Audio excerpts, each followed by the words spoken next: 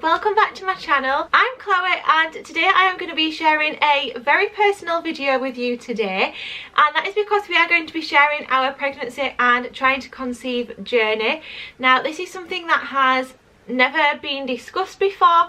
I think I've briefly touched on it on some of my pregnancy updates, but I've never ever divulged the full story and the situation to anyone. Both me and Lee have never really discussed it with people in full detail, so we've mentioned a couple of bits here and there to certain really close friends and family members, but no one actually knows the full story of our little baby boy Jesse and how he got to being here. So it is a very real and raw video for you today, but I am putting myself out there and I am sharing my experience because I hope that I can help just one person. So if this video can help just one person out there, then I have done my job. So I ummed and ahed whether I would film this for the longest time, but it was weighing heavy on my heart, and I was like, if you're feeling this strongly about it, then you need to be filming it, because even though it's going to take guts for me to put out there, like I say, I'm hoping that I can help someone else in their journey too. So without further ado, let's get straight into the video. Now what I'm actually going to do is, I was going to do a full thing where I made notes on my phone and talk through each thing individually. I feel like for this kind of video it's going to be better me just talking through it and just saying what comes into my head rather than having everything too scripted. So I'll just start at the beginning and work the way through. If I forget anything, I am sorry, but if there's anything that you do wish to know that I don't mention in this video, then leave your questions in the comment box down below. Alternatively, you can follow me on Instagram and DM me on there, because I am on there all the time. Jessie is up all hours of the night still, so you can usually find me on there and I will reply fairly quickly. So yeah, if you've got any questions that don't seem to be answered in this video, just DM me and we can have a good chat. So this is going to be probably TMI for a lot of people, but if you are watching this video, I'm going to take it that you don't really mind anyway. So our trying to conceive journey did start in January of 2018. So we got married in December 2017 and we knew that we wanted to start a family pretty much straight away, because at this point we've been together for about 6 years and we got married, and we were together 4 years and we got engaged, and I knew that I wanted to do things quite traditionally. I wanted to get engaged, I wanted to get married, I wanted to have children, and Lee was happy to go along with that as well. He didn't have like a preference, but he knew that that's what I was wanting, so he was happy to do that too. So then we got engaged and it was 2 years to the wedding once we booked it, so we knew that at that point we were going to be together for 6 years, and we were getting older. I'm not going to say old. Sorry if you can hear Jesse, by the way. He is teething currently. He's obviously with Lee, but it's not the happiest right now. So yeah, if you can hear him in the background, sorry, I'm sure he will pop in at the end of the video to say hello anyway. But a side note, yeah, we decided that we would probably want children straight away once we got married. We would like to start trying. So I should give you a little bit of background that I was on the pill, and I was on the pill for about 10 years, and I was on the pill which was, I think it was Yasmin, but then like halfway through they just told me that they'd switched the brand and it was now Lucette, and at first I didn't get on with it even though they told me it was the same. I clearly knew it wasn't, and I did my research, but then I started to get on with it okay anyway. So I was on Lucette, and like I said, those pills I was on for about 10 years consecutively. So that's where we're starting off, and in January of 2018 we went on our honeymoon, and my pill was due to end, I think it was like the 21st of January, which was like the last few days of our honeymoon. So I took the last pill on the last few days of our honeymoon, and we were like, right, well, that's it, let's make a baby then. Yeah, I stopped taking my pill at the end of January, and I didn't know how my body was going to react. I didn't know whether I was going to come off the pill straight away and my cycle would return to normal, if I was going to have any side effects or what. So I got then my first period, I think it was about 30 odd days after I'd stopped taking it. It came back straight away, like it didn't stop any of that, but I wouldn't say it was like, not normal, because what's normal anyway, but anyway, to cut like this long story short, it was not like regular or consecutive for like the year basically. Spoiler alert. I came on about 5 weeks later, Now obviously this was disheartening anyway, because you get told of stories where someone stops the pill and they get pregnant straight away that first month. Although you don't expect that, you always have it in the back of your head like, maybe I will be one of those lucky ones who like it happens to first time straight away. So yeah, it was a little bit disheartening, but nevertheless like it was okay. So then I decided to do like a little bit of research. I think like anyone, when they decide they're going to start a family, you get really excited. You start watching YouTube videos like the 2-week wait symptoms and baby names and all like the pregnancy videos, and I got really into that world and really excited that in the next few months I was going to get pregnant. And I started to buy some ovulation tests, and now this is just to show you when you are ovulating, so when you're going to be most fertile each month. And I started doing those, and I didn't want to do the tracking the body temperature thing. I just thought that was too much of a faff for me, but I did want to know like when I was ovulating, to know if I was ovulating after like stopping the pill, and to make sure it wasn't like just withdrawal bleeds and things like that. But yeah, I bought the ovulation test and I absolutely loved doing them. I loved like the peeing on the stick kind of aspect, and I was really excited to see that I was ovulating. Obviously like big sigh of relief. But then I did this for a couple of months, and then we still weren't getting pregnant. And at this point it does start to become a little disheartening. You're not worried because you know they say like it can take up to a year, especially if you've been on contraception, for it to leave like your system, the hormones and everything. Even though they say as soon as you stop it, it doesn't have any impact. Like obviously a lot of women have side effects for about a year sometimes. So yeah, I just thought it can take a year, it's okay. But at the same time, it is still disheartening each month when you really want to get pregnant and you're not. I did have like loads of pregnancy tests, because I'm sure if you're watching this then you know what it's like when you're waiting to be able to take a pregnancy test, in that 2-week wait from your days of ovulation to being able to test. You think you feel all the symptoms. You're like, oh, is this a pregnancy symptom? Is this a pregnancy symptom? Oh my gosh, I think I'm pregnant. And then you think, okay, I'll wait another day and then test, and then it comes back negative and you're like, oh. So yeah, it's really disheartening, but you just got to keep going. So a few months had passed, and like I say, I was checking that we were ovulating and all that was going well.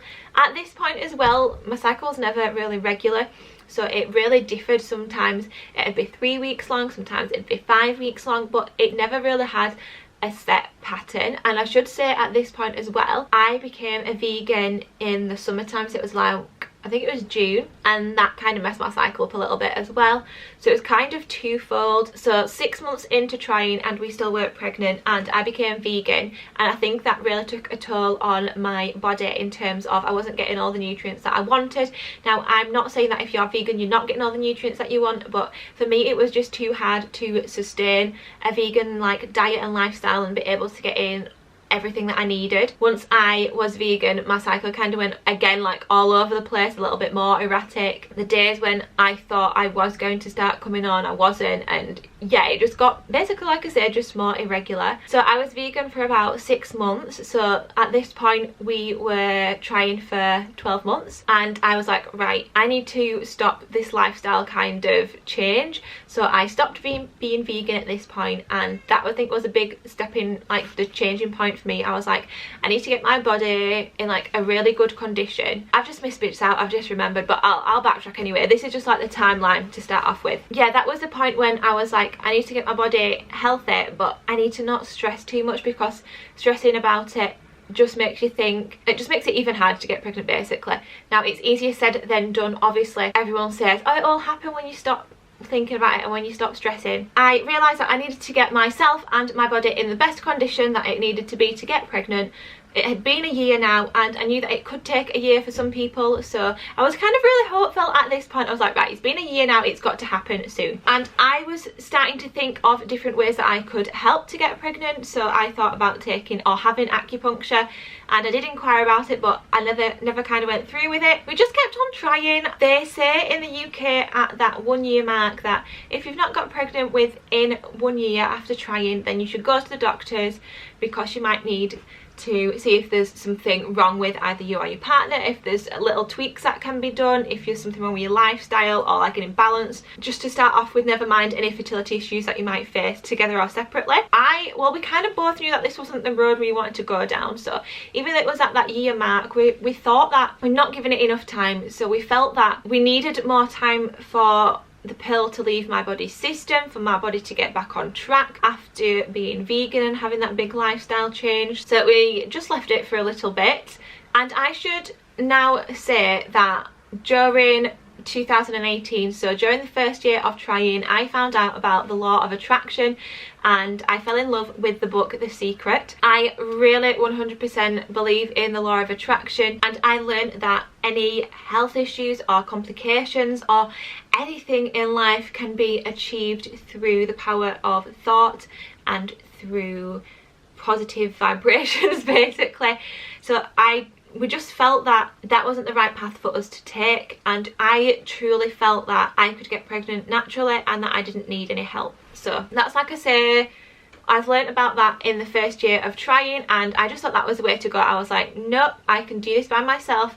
I know that I can attract whatever I want into my life. We can do this. And let me tell you that that is one of the single-handedly most, like, the best things to happen to me throughout my life, was finding out about the law of attraction and listening to The Secret, because why wouldn't it be? Like, you can literally create the life of your dreams, and I knew, like I say, that I could get my baby here by myself. So like I say, this was kind of at the year point then, and I'd stopped tracking my ovulation like a couple months ago, and I thought, you know what, we're just going to wing it again and see how things go. So it was kind of up and down whether I would track ovulation or whether I didn't, and then some months I would, some months I wouldn't. It was just dependent on how I was feeling, and to be honest, throughout the whole like journey and process, I was actually really positive and upbeat about it all. I told myself, I know I can get pregnant naturally, I know I don't need any assistance, and I also told myself that if I could get pregnant naturally, it would prove to myself that I can literally achieve anything in life, which I kind of already knew, but that was like going to be my big law of attraction like goal to myself, to prove that I could do anything basically. So I'd said, if I can get pregnant naturally, I know that I can achieve anything. That's what I genuinely believed in. So I just kind of went about my day-to-day business. I should say as well, this might be TMI, but we were trying like quite regularly. So obviously, even if I wasn't tracking ovulation, you knew like kind of what days you were fertile. So they say you should be intimate, like some people are like crazy and say that you should be intimate like twice a day, but really you don't really need to be. As long as you're being intimate every 2 to 3 days, realistically, if everything's working, you should be able to get pregnant at some point if you're intimate that often. That's what we were doing every like 2 days or so, maybe every day if I knew that it was around my fertile window, just like I say, to get the extra practice in. But yeah, nothing crazy or anything like that. So I kind of just left it up to the universe, and I was like, do you know what, yeah, I know as long as I'm doing my bit, we can make this work. So then each month I was disheartened when we found out that I wasn't pregnant. I was only sad like when I immediately found out that we weren't pregnant, and I did cry like if I did a test and it was negative, or when my period came. I did cry because obviously it's something that you really want, and it is disheartening when it doesn't happen, but the rest of the time it was not like it loomed over me, and I didn't feel like it was a big stressor in my life. It really annoyed when people were like, oh, just relax, it'll happen when it happens, and when you stop thinking about it, when you stop stressing about it, it'll happen, because I didn't feel like I was stressing about it.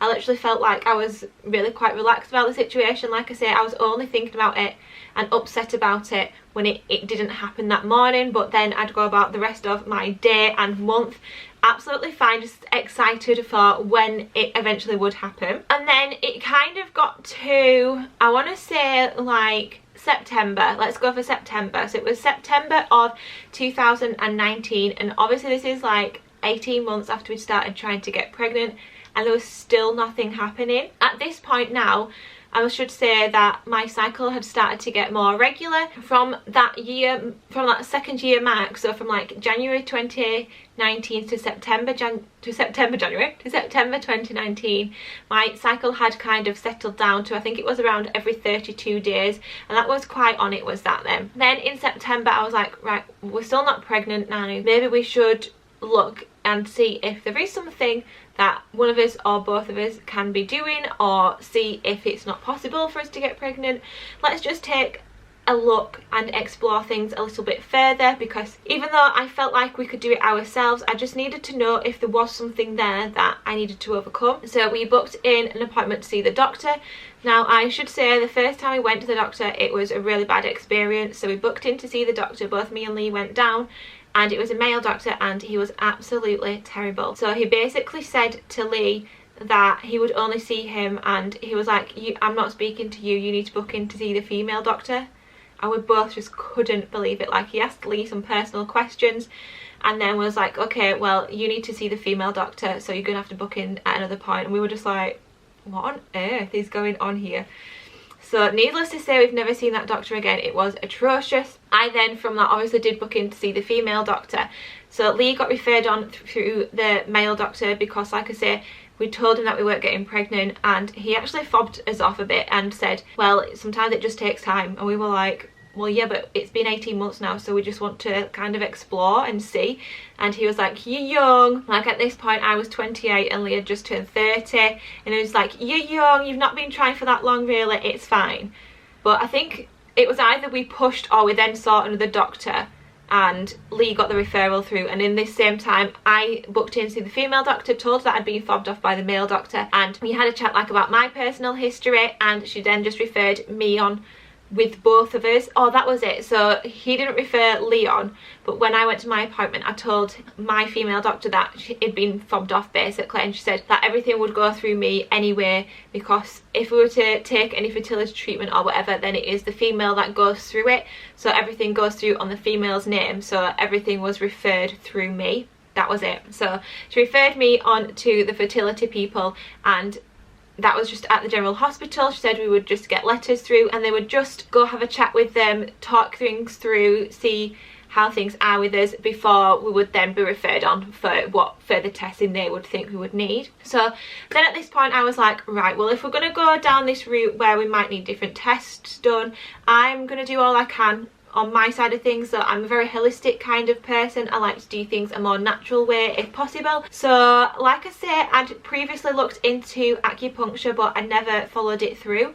So this time I actually followed it through. So I booked in for my first acupuncture appointment at the end of September, and I was like, right, I'm gonna do this, let's commit to doing it. So went to see the acupuncturist, and immediately I just felt a big sense of relief. I was like, oh, yes, this is what I need. I know this is going to help me. And my acupuncturist, I still speak to her now, and we're actually going to meet up once we're allowed to, and like all the restrictions and everything, once they've been lifted, we're actually going to meet up so she can finally meet Jessie.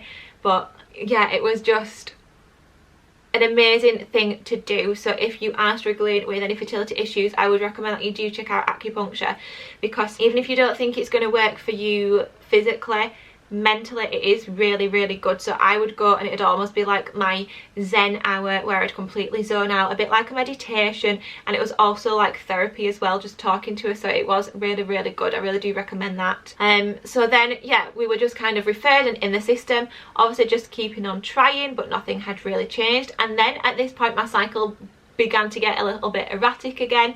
So as soon as I'd had my first lot of acupuncture, my cycle started to go a little bit haywire, and she did tell me that that was quite normal. Sometimes things can get worse before they get a little bit better. So I was going to see the acupuncturist specifically for fertility like treatment. She said sometimes things can go a little bit up and down before they get better. So then we went on holiday, blah blah blah blah, went to Disney, vlogs are above. Then we came back and I started on with the acupuncture again.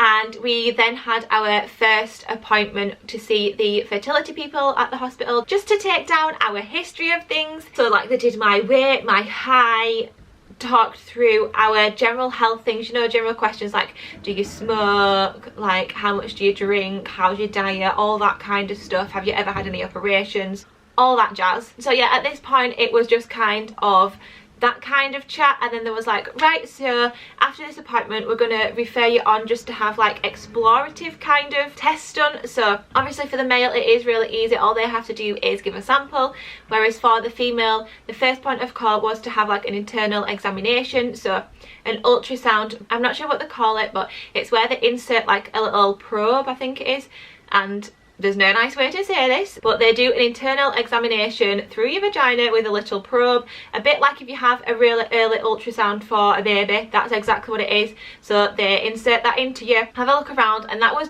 basically just to check. And then they also do a trans-abdominal one, so over the top again, just like as if you're having a baby, and that was just to check that everything inside me was good, and it was basically to check all my kidneys, to check all my organs in terms of like my ovaries, my fallopian tubes, my cervix, uterus, I don't know what I said, but yeah, literally to check all of like the reproductive areas and just all the abdominal area as well. Make sure that everything is looking good, because if you are going to have treatment they need to know everything about you, don't they? So I went and had that done in December time.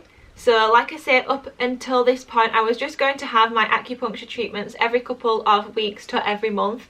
It would really kind of depend on what she recommended for where I was in my cycle. Then like I say, we had an appointment in December for me to go and have checks done. At the appointment, I will say that when I had the scans done, like obviously it was kind of nerve-wracking, but at this point Lee came in with me and it was all absolutely fine. It didn't hurt, like it was literally just like having a baby ultrasound done. I had that done, and when she was actually doing it, she was like, obviously you'll get your results back from your doctors and your fertility specialist, so we were just going to have to wait and see what the results came back as. At this time as well, Lee had been told that he needed to give a further sample so that they could investigate further like the makeup of everything. So for the female, like I say, they have to make sure that everything inside you is going to be okay, and they have to be sure that what they're going to be inserting into you obviously is good as well. So yeah, that is basically what they did for testing wise. And like I said, that was in December. I think it was at like, it was around his anniversary, so it was almost at the 2-year mark from trying, like just under. So we had that done, and before we left there was like, right, so you will have an appointment on the 23rd, I think it was going to be, of January, and we'll discuss all the results of your tests with you and we'll take it from there. So we were kind of like, okay, like it's a little bit scary, but yeah, let's go ahead. In the meantime, we had actually rung up the doctors to see if any results had come back, and I'm not actually going to go into detail with either mine or these results, just to protect privacy, to be honest. Obviously this is quite a raw video and I just don't want to divulge that much personal details, but it was found that there was going to be something which would kind of hinder us getting pregnant naturally, or definitely make it a lot harder to get pregnant naturally. So it was looking like we were going to have to go down the IVF with ICSI, I think they said to us, route. So we were like, okay, well, let's just chat about it all at the appointment in January. But in our heads we were kind of like a little bit disappointed, thinking that, oh my gosh, we're gonna have to have IVF. And if you know me, you know that I do not like anything to do with hospitals or ill health or anything like that. I'm a little freaked out by it, so I was really not looking forward to the prospect of having to do IVF, and it was just one thing that I knew I never really wanted to do.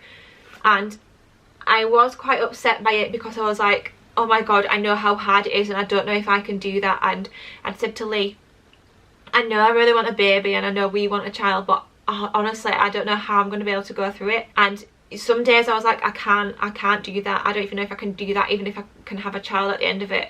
And then other days I was like, well, if that's what it takes to get a child, then that's what I'll do. So it was kind of really up and down, but at the same time they did tell us to just keep trying. They were like, do you know what, it happens all the time, all it takes is one egg, one sperm, and just some magic to happen and a baby can be made. So just keep trying and we'll see you at your appointment. So that's exactly what we did. So like I say, this was December time, we were due back in January. Then rolls round the second week in January 2020. I knew it was coming up to the time when I was going to be due on, but I started to feel a little bit different. It was obviously like the 2-week wait, but I felt actually like I did have some symptoms, and I'm like, I don't want to get my hopes up. I've had this before, you know, where you think you've got some cramping or you feel a little bit nauseous or irritable or whatever. But there was one thing that was different this time, and that was that, let's be real, my nipples were sore. So when I was on the pill, whenever I had like my withdrawal week, my nipples would get sore. And then when I stopped taking the pill, and it came round to me naturally having like a period. I never used to get that, so I always thought that when I would get pregnant I would know because my nipples would be sore, and I'd never had this before. And this month my nipples were sore and I was like, ooh, this is like a little bit different. There were just a couple of things that were pointing towards me being pregnant, more so than in like previous months. So like I say, I was really emotional and irritable. I'd had like a couple of headaches, all the signs and symptoms, but like I say, I had had it before, so I didn't want to get my hopes up. But the thing that really stuck for me was the sore nipples, and that was completely different to anything I'd ever had before. And also I had a little bit of cramping, but with no period. So usually if I'd had the cramping literally within like the day, then I would start my period, but I didn't. So I think I was due on the Friday, I think it was, and on the Wednesday I really was like, I think I actually might be pregnant, Lee. So we got really excited and Lee was like, let's test, and I was like, no, I don't want to test, because if it's negative then I will be really upset and I don't want to get my hopes up and then feel down. I'd rather just see like my period come rather than get a negative test. So I decided to hold off, and then Friday came and went and there was still nothing, and then Saturday came and went and there was nothing. So come Saturday night, this was on the 11th of January, I was like, do you know what, okay, now I'm 2 days late and I'm still getting these like signs and symptoms. In the morning, Sunday morning, if there's still nothing, then we will do a test. And obviously we were really excited because I was kind of convinced in my head that I was pregnant now, and I was going to be so shocked if we weren't. So then Sunday morning came around and we'd agreed that we would both get up and take the test together, but I woke up before Lee and I took a test and it said that I was pregnant. Now obviously this was Sunday the 12th of January 2020 and we started trying in January 2018. So this was 2 years almost exactly, minus literally a couple of weeks from when we started trying to get pregnant, that I got my first positive pregnancy test to tell me that I was pregnant. And I literally looked in the mirror at myself and I told myself I knew it. I didn't cry or get emotional or anything. And obviously then you've heard my pregnancy story of how I told Lee and everything like that. I'll leave videos in cards above and also link down below if you've not, about how we found out we're pregnant and telling everyone and all that jazz, because that goes into a lot more detail. But I just want to share the journey to getting here today. It was so exciting to be able to ring up the fertility clinic and be like, we don't need the appointment because we're pregnant, and she was like, congratulations and stuff. So yeah, that is our trying to conceive journey. I just basically wanted to tell you it because I hope that it could inspire and help someone else, because I think we're told as a society that if you've been trying for a year and you're not pregnant, that you should go seek help and fertility help because you probably won't get pregnant yourself. But I just want to show that I am proof that if you believe in yourself and you trust in the universe and you really want to get pregnant naturally yourself, believe you can and you will, because we are proof here today that that can happen. And I know it sounds a little bit hoo-ha, but literally that is how I manifested, or how we manifested, our little baby Jessie into our lives, because we knew we really wanted to do it ourselves. We knew that, oh, I tested myself that I knew that if I could do that, I could do anything. So I just proved to myself that yes, the universe is on our side, it is working with us, we can achieve anything. Like I say, I just want to help one other person out there. So if you are watching this now and you've been trying for a year and people are telling you that you should have fertility treatment, if you really don't feel like that's right for you within your heart, trust your gut and just keep at it yourself and do things to make you happy. And just keep going, and it might take that little bit longer. Like if we'd seeked out the fertility treatment after the year like recommended, yes, we probably would have been pregnant sooner, but it would have been a completely different experience, and Jessie wouldn't be the baby that he is now either. So just keep doing what feels right for you.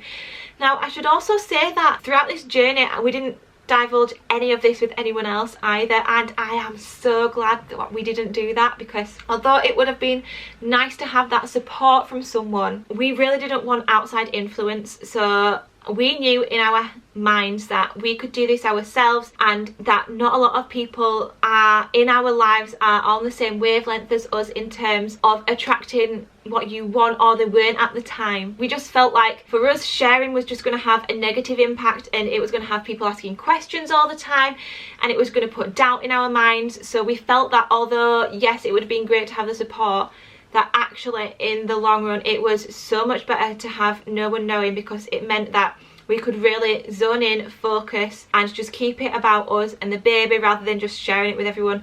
But like I say, I'm sharing it now afterwards in the hope that it'll help someone else. And we don't know what the future holds for us in the future, whether we will have more children or not. We don't know whether we want more children.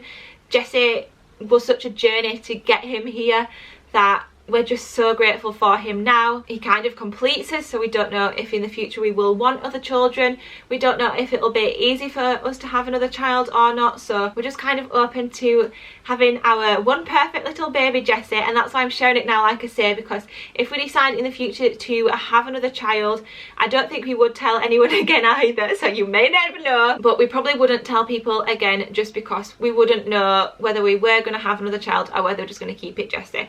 But at this point in time, it is very highly likely that we will have, I don't want to say just Jesse, because Jesse is more than just Jesse, but you know what I'm saying there, we probably will stick to one child.